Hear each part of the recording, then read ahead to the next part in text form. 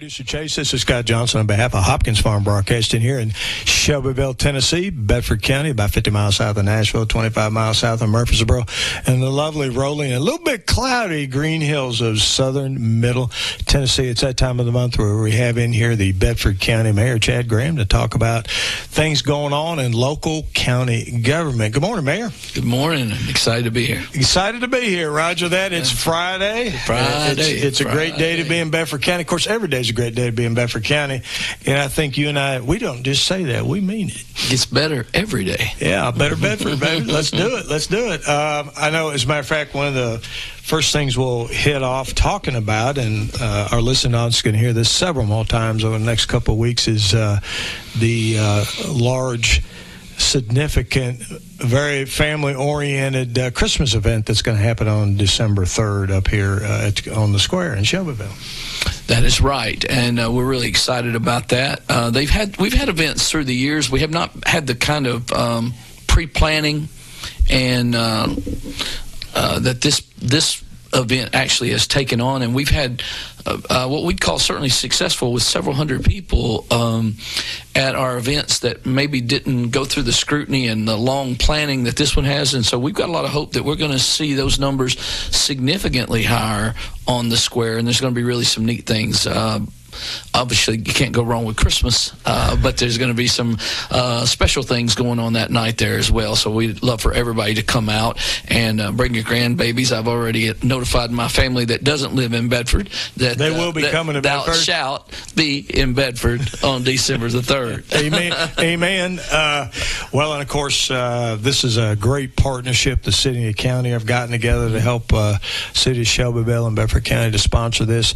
And I do not have the list in front of it. I'll make sure I get it. And we have several other major sponsors from the private sector that are also helping out to put this on. And I know this event is going to have everything from fireworks, bands, a tree lighting ceremony, carolers. How can I forget? Reindeer. That's exciting. Reindeer, a little bit. So what a family-oriented thing. And, of course, as you well know, our square has really improved over the last 20 years or so. A lot of our local business people have reinvested a lot of money to make it really nice up there. And sure. This is something to also benefit them as well, the businesses on the square. And look forward. The merchants have been very active. Yep, they have. And embraced this. And so it's just a real opportunity to just bring the community together. And Christmas is the time you do that. There you do that. So, folks, as the mayor reminded us, it's going to be on December 3rd. I believe it starts around 3 p.m. to about 9 p.m. I think the tree lighting's around 6 or 6 p.m., right in that time frame. So just a lot of activities going on. A very family-oriented event. Obviously, it's Christmas time. And look forward to having now, there are going to be a lot of folks up there, so it'll be fun. Mm-hmm. And come as early as you can, get some parking. I believe the Capri is going to be showing a movie. Yeah. That's right. For free. For free. There you go. Yeah, we like that. Can't beat that price. That's a good one at Christmas time whenever families are scraping together their pennies to make sure that they have Christmas for their children. And so a lot of this would not be... Well, most of this is for free. Absolutely. And it's not free, but folks are sponsoring it and doing it, but free to the public. Honored to be a part of it. We are grateful for the city of Shelbyville stepping up, being a big-time sponsor with us on this project. Well, I know you've been a real proponent of course, the county courthouse stuff belongs to the people, and you've been real active in working with the Shelbyville Bedford partnership on coming up with some criteria and just for having a lot of, this is a huge event, but there's a lot of special events that go on right there on the courthouse lawn and the courthouse and the square, right? Yeah, so is the interest and the understanding and the value of the green space and the historic courthouse and the historic square that Shelbyville is. We've evolved to the point where, there has to be some thought put behind the number of bathrooms available for large events and maybe security protocols being followed in regards to that and those things. And so we're really seeing events grow to the point where those disciplines have got to be at the table during the planning phase, and we are doing that. And so it makes sense that we lay down some structure so we have fairness. We don't get people overly challenging who and what kind of events we have up there. Roger, dodger that. So, folks, put that on your calendar, December 3rd. I believe that's a Tuesday afternoon and into the evening, and come on out and enjoy a nice family night there up on the Shelbyville in the courthouse square.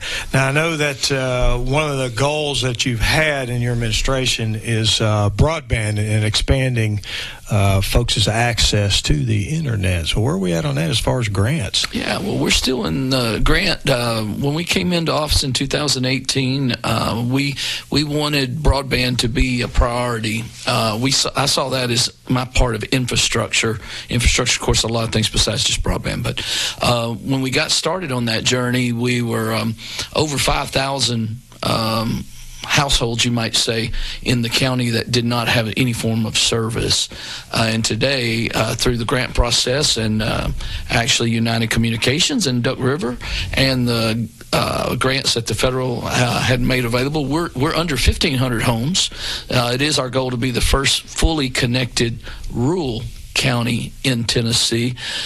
Even when we reach that, and we're going to reach it, there'll still be some places where you will not have connected, obviously, but by the state and national standards of mapping, showing service and availability, we will close that before it's over. And we did just receive a state level broadband grant that was $100,000 that we had to put forward asking the state to, and this was a no match grant, so it was purely funds that would be able to be infused into the project, and we have taken that, and we are working with our veterans office downstairs, as well as our veterans across the county that we have to help get to doctor's appointments from time to time that have limited resources.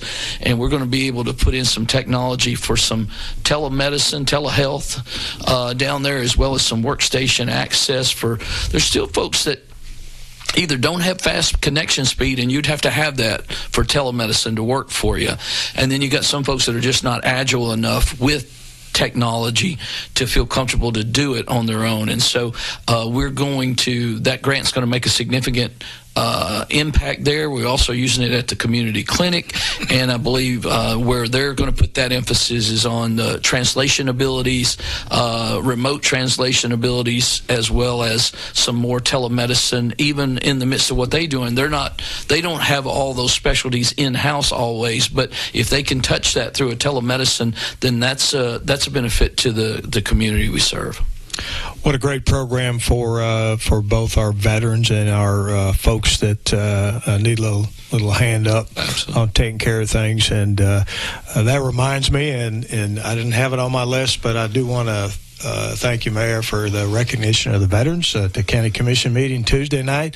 That was the veterans. Of course, we were close to Veterans Day, and all the veterans that actually work for county government and the county commissioners, and you guys did a great job of recognizing that. Of course, I know you're an Army veteran yourself doing that. I know the folks really appreciate it. What was interesting to me was, and the sheriff and I talked about this a little bit yesterday, that the vast majority of the veterans that work for county government work in public safety. It's like that service they learned in the military has carried over into there, because you obviously had EMS folks there, fire folks, and sheriff's department folks, that the significant number of veterans for the county. So I believe it was close to 40 that we currently have, and we're proud to have each and every one of them. And as you said, that obviously the conditioning and the commitment that's involved in when you serve your country translates very well when you come back for government service and particularly public safety.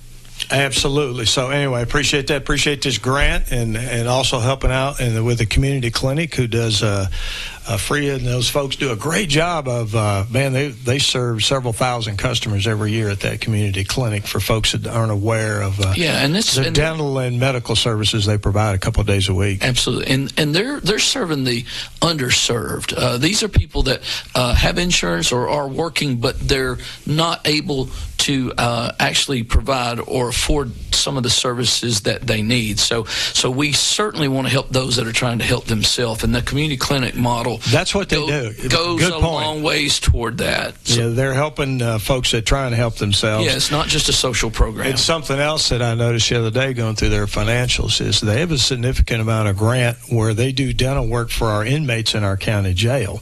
Absolutely. Which means the county taxpayers don't have to pay for it. Correct. Because inmates that are in the jail, we have to, that's just the way it is in the state of Tennessee, we have to pay for their health care if they don't have insurance, and a lot of them don't. And the community clinic actually gets a grant to help us get those inmates dental care. And Meharry.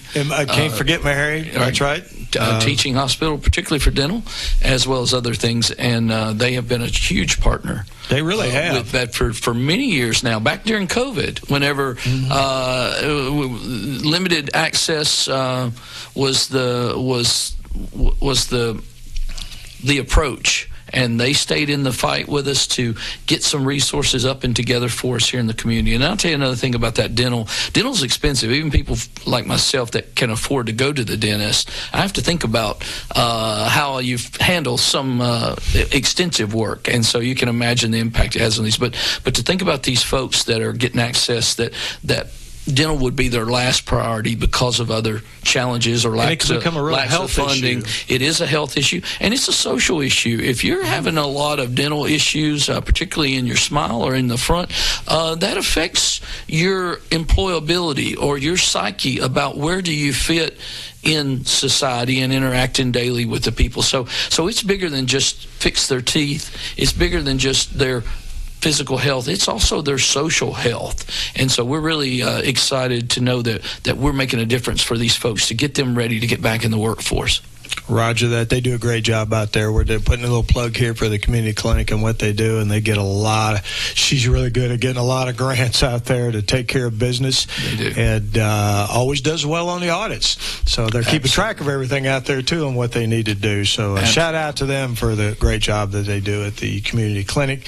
Glad to see that broadband grant coming in. Now, what about the courthouse? And there's been a lot of projects to really improve the courthouse grounds itself.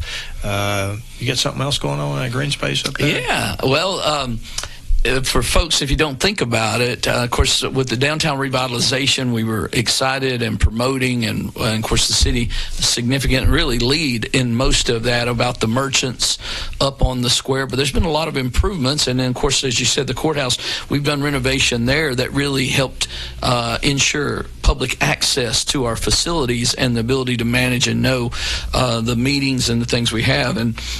And then we've reached the point where we're kind of the only green space up on the square is literally the courthouse lawn and the trees. And trees are important, and we walk by some big trees up there. And we've got one that's a historic tree that's still there, and it was brought to my attention that tree probably ought to be evaluated by a true certified arborist to try to ensure the life of that tree will be extended as far as possible. It probably was around when that courthouse was built, right? Well, before that. Yeah, before. It's thought that it's at least 200 years old. 200. And so we have brought in an arborist to look at that, and as well as the other trees on the courthouse lawn, and they're putting together a plan for us to do some pruning and rejuvenating and some long-term irrigation and things to manage water to make sure that tree is getting. I never thought about this. I don't do this for a living, but the root system and all for that tree is pretty much under asphalt, concrete, reaching probably, they say, as far as the church across the road on the other side because of its age. Not getting a lot of moisture that way. Not getting the water that it would have, 200 years ago when it was dirt, and maybe there was a dirt path that went around through there. And so they applauded us for recognizing the value of the tree, and they felt like that there was some things they could do a welfare check on it and trim it up, clean it up a little bit, and give it some vitamins and nutrients, just like you would do anyone else. And we're going forward with that project. Roger Dodger that. I think it's so important to keep that historic nature up there. Absolutely. And on the Chorus Square, and you guys doing a great job of that. Folks, we're talking to Bedford County Mayor Chad Graham about various issues going on in Bedford County government. We're going to take a 60-second break and be right back. When's the last time you've seen the eye doctor? Don't wait. Whether it's little Carter's first pair of glasses or keeping a good eye on your vision health as you age, your eyes are a precious thing. See personalized care for the whole family and friendly faces at Dr. Hasty Family Eye Care on 605 North Main in Shelbyville, across from the U.S. Post Office. Striving to bring you excellence in optometry every single day. Don't put your family's vision off. Make an appointment today at 931-684-2020. Personalized eye care for the whole family at Dr. Hasty Family Eye Care. Visit Kincaid Service Company today to experience the superior comfort of a Serta mattress. Serta has pioneered sleep innovation for more than 90 years, bringing quality products to more than 150 countries worldwide. Serta Comfort is validated by consumers with thousands of 5-star reviews and are designed and assembled in the U.S. at one of Serta's state-of-the-art facilities. Serta's award-winning mattress collections are created by providing superior comfort along with overall support and breathability. Get Serta Comfort by visiting Kincaid Service Company in Shelbyville. Online at kincaidservice.com. Folks, this is Scott Johnson on behalf of Hopkins Farm Broadcasting here in Shelbyville, Tennessee, Bedford County. It's that time of the month where we're talking to Bedford County Mayor Chad Graham about various issues going on in county government. We've kind of gone over, Mayor, the Christmas event, the big, huge event going up there, broadband grant, helping out our veterans and folks at the community clinic, as well as the courthouse green space. There's a lot of construction projects going on, obviously, in county government. And I know one of the goals of your administration was to get our children out of portable classrooms, which, having worked school safety for 15 years myself, that was a huge safety issue, not just an aesthetic issue. And construction's well underway at Liberty School. That was one of the last things that needed to be done. That'll help get kids out of portables at Southside School when they have to do a little bit of redistricting there. But I think, Mayor, you're almost there. You in partnership with the school system. Well, and the county commission. And the county, well, there is that part, right? It's all got to be funded. All roads lead to them, but it is a significant advancement in the right direction. Now, I would like to say, and I know Dr. Garrett says this as well, we're on a path to be without the need for portables, but it's probably short-lived, because when you look at, again, the data still suggests, and I haven't looked at the very latest data, but the data still suggests that we could be seeing as many as 1,000 people a year coming to Bedford. And so if you do that math, and let's just say a third of them are children, so let's just do 300. That's half an elementary school. Yeah, let's just say that's 300 people for fuzzy math. Elementary school, roughly 600. So every other year, in theory, we would need to be building to have to stay on a path where we have minimum. Now, there's always going to be a reason and a need for a portable space. We can't build a school temporarily. Yeah, but temporary is the key word. We have not portables for 20 years. That's exactly right. We have portables so old we were either going to have to buy new portables or we were going to come up with a different plan, and we ran on a different plan. And we're grateful to say that everybody come together, as you spoke, the commission, the school board, the superintendent, the mayor's office, all pulling in the same direction. We're going to slay the dragon for a minute. Yeah, real shortly here as well. So, and you're right. I know Cartwright Elementary School opened up for this school year, and I think they started out with like 525, 550. I may butcher the number, but they're already over 600 students, well over 600. I think it's built for 800. But with all the subdivisions that are going in, I mean, it's the growth here is there's a reason when you make the county better, it makes people want to come here. That's the other side of it. And of course, a lot of improvements going on here in Bedford County. But we're really happy about the fact very soon, at least temporarily. And I like your point is we never get out of the portable business totally because we temporarily have to do them, but we always want to have a plan not to have them more than a short. period of time, right? Correct. We also have the County Commission funded a Juvenile Justice Center, which I know is underway as far as the planning and architecture services and stuff, correct? It is. It's well on its way. The due diligence was approved and went forward, and then the funding went before the Commission and was approved a few months ago, and then that's actually allowed us to set the true project in motion. And so those things are going on with design and concepts and site plans and what have you. Now, it'll be out there on the grounds that the county made the investment in, where the Jail and Justice Center is now. So it'll be part of that complex. Won't be attached to it, but it'll be part of that complex. Right. And that was part of the reason in referring to the Judicial Center and the area there as a complex, because there will be multiple things there. That was the vision whenever they bought the additional property, which I think was wise to do. And then when we came in and we had some opportunities to enhance the I guess you would say infrastructure, the water, the sewer, and what have you for future use, we went ahead whenever we were having some ARP funds available to us from the state and federal level to put that infrastructure in place so that we wouldn't have those big costs on top of trying to manage some of these projects such as the juvenile facility. So the resources are right there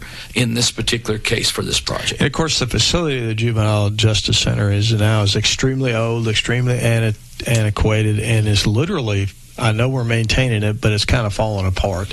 And at some point when we can move the facility out to the Justice Center, I'm assuming we're going to probably bulldoze that old building. That would certainly be my recommendation. And I think all the merchants would like that too, up on the square. Yeah. And all the concertina wire that's down there and stuff, and all the improvements going on in the square. I know that's a side benefit of building a new facility, which we needed to do because this one's very inadequate that we have now. That's just going to help improve the square area that much more. Kind of like taking down the old jail that was down there, much nicer down there now, and except leaving that historic jail there. Got to have that, and that has memories for me because I worked whenever you did work there, didn't you? I almost forgot about that. So the mayor was a jailer. That's right. Back in about 1987, 86, 89, 8. I don't remember, but somewhere right there. Let's say 87-ish.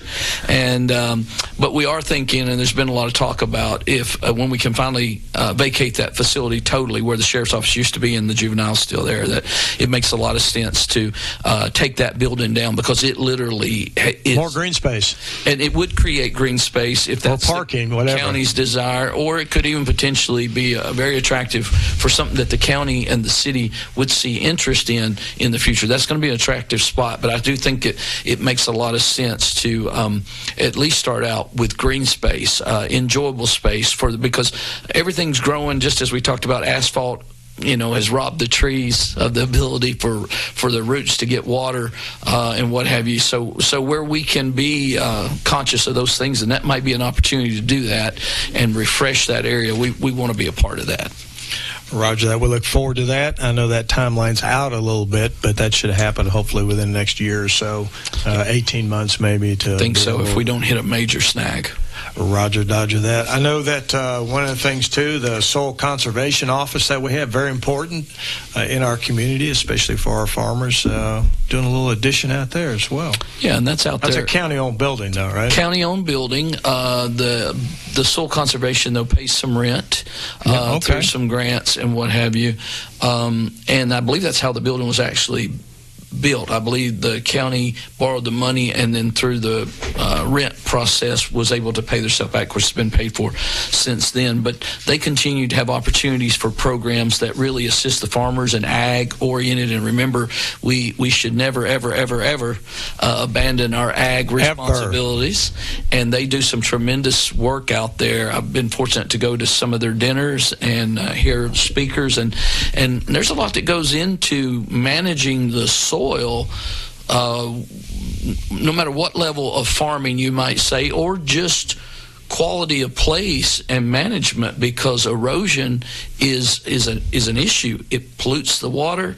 It degrades the ability or the quality of the ground itself, and they've got all these programs that work with the farmers that are actually disturbing the ground, and it's pretty it's pretty impressive, and they've got an opportunity to bring another resource, but they didn't have an actual space to put that resource, and that's what that expansion's all about. Absolutely. We were all, I think, happy to support that effort because we know how important they are, especially to the agriculture community here. And a lot of times, Mayor, folks don't realize that they see a lot of things going on and buildings going up, but the bottom line is Bedford County, if we're not the largest ag county in the state, we're real close. Yeah, we certainly have been, and if we're not, we will be again. I think they manipulate, that may not be the right word. It depends what data you're reading, right? That's right. It depends on whatever their priority is at the time they're putting their statistics together.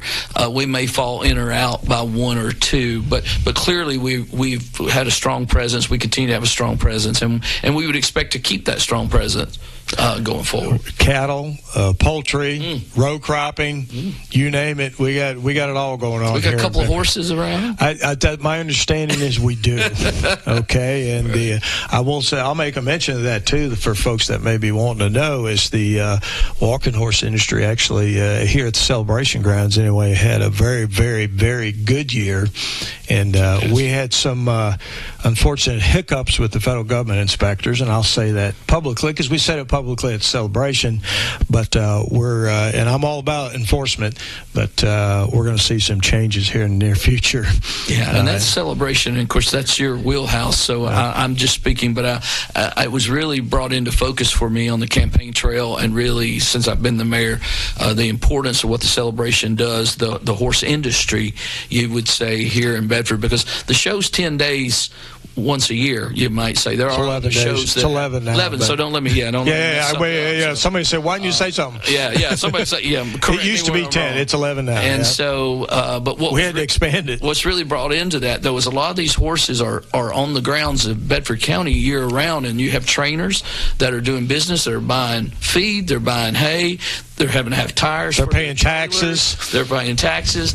They're buying homes. Some of the owners are buying homes here, and so it's much bigger than just. It's a huge economic engine. The show, and so I think when you step back and look at that, you're like, wow, I hadn't thought about it, but there's a lot of truth to that. Well, as you well know, Warren Wells, our CEO out there, and you know him well. He with his excellent team that he has out there, and I'm biased, but we do have a great team we put together. Have brought in so many events now with the help of course, the Cooper family of improving Cooper Steel Arena that has made that, and the grant we got from the state to improve the dirt. Here we're back on dirt again, aren't we? We talk soil conservation, we talk dirt on a tree, right. And dirt for horses is important for horse shows, and we were able to get a grant from the state thanks to Warren taking care of that. And the bottom line is, we want to thank, of course, our state representative Pat Marsh and Senator Shane Reeves for helping out. But changing dirt, because most horse shows want soft dirt. Walking horses like harder dirt. So we have both out there now. We have some hard dirt and we got some soft dirt. So it's attracted a lot more events here, multi-night events, which really helps the businesses here in Shelbyville. Absolutely. Helps the hotel motel tax, because all the RV spots pay hotel motel tax to the city. And we're one of the things we need to do, and we haven't done it in a while, is look at the economic impact of the celebration on the Shelbyville and Bedford County. So we're planning on doing that, because there was one done maybe 15 years ago, and it was 30-40 million back then. So you can imagine what it is now. I know you're a big supporter out there, and you come out to the horse show. And you lived near the horse show grounds for a long time. You probably heard those announcers every night, didn't you? I did, and was glad to hear them, because I knew that people were open. That was a sign of economics too, wasn't it? It sure was. And remember and remind folks that sales tax goes toward supporting our education system. Big time. And so whether that sales tax is collected in Shelbyville, Bell Buckle, Wartrace, Normandy, or the county itself, 50% of it goes to education. And so we certainly benefit from that, and by receiving those sales tax from whoever comes into town and makes a transaction, takes a little of the burden off of the property tax, because that's the fail-safe if we don't have enough money. Well, and I'm glad you brought up the sales tax thing, because folks obviously know about paying property tax, and I think about 70% of our folks here, households, actually own their home or pay a mortgage, so they know what property tax is all about. But the sales tax is so important through like tourism. Absolutely. And I know that's something that's being worked on in partnership with the Shovel Bedford Partnership on improving tourism here, because folks come here. It's voluntary tax, right? You only kind of pay it if you buy something. Right. And you come here, you go to Uncle Nearest, you go to our restaurant, you do whatever, and then you leave and go back home to Murfreesboro or whatever, so we don't have to educate your kids. And that's a big chunk of money. And what I mean, I'm saying that in a positive way. Those are good kind of tax dollars. Sure. When we have folks that come from other places, pay their taxes here with sales tax, and then they, go back home. Yeah, because we're talking about $1,500 per student we're investing out of local funds, whether it be property tax, sales tax, or what have you. Right, the state does the majority through taxes. But about $1,500 of that is lays at the feet of the local. And so when you think about that, and a new townhouse being built or a new home being built, the first $1,500 of their property tax on the county side, if they have a kid in the school, is going right there. And if their property tax isn't $1,500, then we're actually going upside down. And that's not counting public safety or any other services that the county provides. This is just to manage the school side. So school is important. It's critical. I in no way suggest that we don't. Well, you were on the school board. Don't fully fund it, but it is a huge expense, and it comes right off the top, because if you move to Bedford today, your child will be in the school system tomorrow. And so it is important to be conscious of that, and we certainly are preserving and attempting to preserve every dollar or cent, you might say, that goes into education, and looking for ways to soften that impact at the local level, but not shortchange education. Absolutely not, because obviously that builds a foundation for our young people to become productive and contributing residents here in Bedford County. How we get people out of poverty, not social programs. Exactly. Bingo. Roger that. Give them some skill sets to make a living, and we appreciate them staying here. I know that's one of your goals, is getting people to stay in Bedford County versus growing up, getting out of high school and leaving. That's right. Get your education, and it didn't feel like Bedford was a place that you could come back home to, but we've made a lot of improvements there already. There's a lot more to come with all the good folks, and again, that's the commission, that's the school board, that's the superintendent, that is the mayor's office, that's highways, and you got to have the right roads that go with all that, and then you got to have the community buy-in, and we're seeing that, and I think we're going to see a bunch of folks on the square for Christmas, and that's fantastic. Absolutely. Congratulations to Glass Hollow opening up there on the square. Beautiful place. What a great facility. I talked to their owners a while back, and they're getting a lot of people from out of town coming here, eating a meal, paying that sales tax, and then going back to other counties. And we'll have Grindstone Cowboy opening up on the square, a little bit different kind of venue than just a restaurant. I believe it's going to have a rooftop. Going to have a rooftop, and then potentially a microbrewery down there at some point. And so it'll attract a lot of folks coming in here from, it used to be folks here would go to like Murfreesboro, Nashville. Folks are not coming here to find their entertainment and spend some money and help our economy here. That's a huge shift in paradigm. It's a much nicer drive south of Rutherford than it is north. Going north. That's exactly right. Well said, Mayor. Yeah. Well said, but it's an exciting time, no kidding, in Bedford County and Shelbyville to see what's going on here and the improvements that are being made to make it a better quality of life. Mayor, we are basically out of time. Is there anything else you want to talk about before we go off the air for the weekend? No, we're grateful for the opportunity to come in and talk about all the things that are happening. You're certainly welcome to show up at our office. You don't need an appointment. You don't have to call.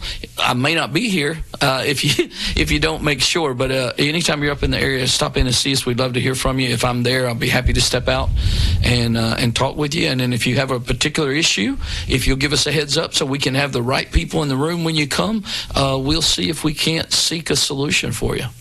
Well, I haven't been around the mayor for many years. I can absolutely assure you that is a fact. if you need to talk to him, just head on up. I would call first because he's out and about visiting a lot of the departments sometimes, but making sure he's in. But he'd be happy to see you and hear what you've got to say or what your concerns are about county government. Thanks to everything, Mayor, that you and your staff do to make Bedford County a better place to live and work. I mean that, and I know a lot of folks hear comments all the time that really appreciate what's going on here in Bedford County. Folks, this is Scott Johnson on behalf of Hopkins Farm Broadcasting, the only locally owned radio station here in Bedford County. When you want to hear it from folks, we got 11 government-related talk shows every month here straight from the horse's mouth, and the people actually doing the work. Tune in at 0900 or 9 a.m. on most weekdays and hear what's going on here in city and county and government. Until next time, Scott Johnson saying goodbye. Kincaid's is proud to offer Beauty Rest Black to our customers. Beauty Rest Black represents a leap forward in bedding with sleep climate technology keeping you cool and triple-stranded pocketed coils to give you luxurious support all night long. Wake up refreshed and ready to take on the day with a new Beauty Rest Black mattress from Kincaid Service Company. 400 Madison Street, Shelbyville, across from the Speedway gas station. 931-684-5662. When's the last time you've seen the eye doctor? Don't wait. Whether it's little Carter's first pair of glasses or keeping a good eye on your vision health as you age, your eyes are a precious thing. See personalized care for the whole family and friendly faces at Dr. Hasty Family Eye Care on 605 North Main in Shelbyville, across from the U.S. Post Office. Striving to bring you excellence in optometry every single day. Don't put your family's vision off. Make an appointment today at 931-684-2020. Personalized eye care for the whole family at Dr. Hasty Family Eye Care. WLIJ. Now that's country.